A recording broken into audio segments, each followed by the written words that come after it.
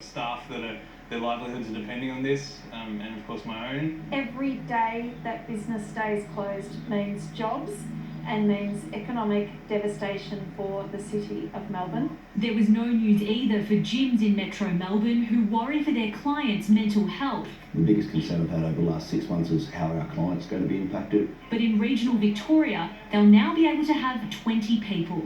There'll be so many smiles on their faces at the moment. The construction industry was also let down by today's pause. This is especially difficult in these businesses, these building and construction businesses who were not eligible for any state government business support grants, and they're struggling to put food on the table for their families. The question now, how long will Melbourne's businesses be on hold? It doesn't make sense that they can't just lock down areas where there's an outbreak. It's just, why can't we open? And how long can they hold on? There's not many weekends left till Christmas now. We need to make sure that we're open and open well ahead of this weekend to give businesses a fighting chance to recover. And Daniel Andrews says, just another few days. This is a bloke who hasn't missed a paycheck in the last 9 months, but he tells small businesses to keep their doors shut.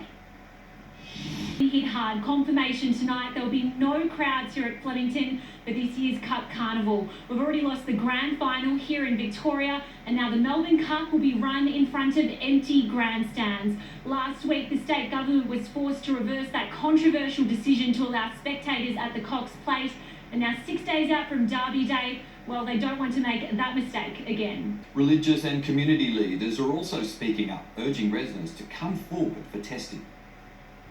5 children have now tested positive at East Preston's Islamic College. It's closed to students for 2 weeks, but open for testing as part of an urgent blitz in our northern suburbs. This continues to be a very complex and rapidly developing case. There are now 39 cases across those 11 households. This month alone, Victorian contact tracers have managed to contain COVID clusters at Chadstone, Kilmore and Shepparton, but this outbreak has the potential to be far worse. This affects everybody who lives in the northern metro area. I think government should have done better to contact people and let them understand what's happening. It's been very tough.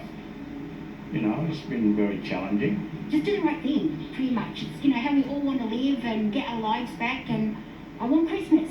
More than 3,000 tests were conducted in the northern suburbs yesterday. The health department needs at least that many today and tomorrow to get a clear idea of just how much coronavirus is in this community. Religious and community leaders are also pushing the message. Not just door knocking, we've even allocated, East Preston Islamic College has allocated 10 staff just doing phone calls.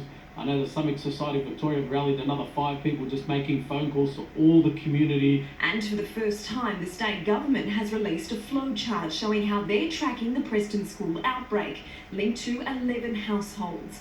A square symbolises a male, a circle is a female, red is a confirmed case, orange an at-risk close contact. Basic symbols and a simple message to hold the line. The Czech Republic was lauded. They had a celebration, I think, in the middle of Prague to say we've beaten coronavirus. They now have the highest case numbers and death numbers per capita in the world.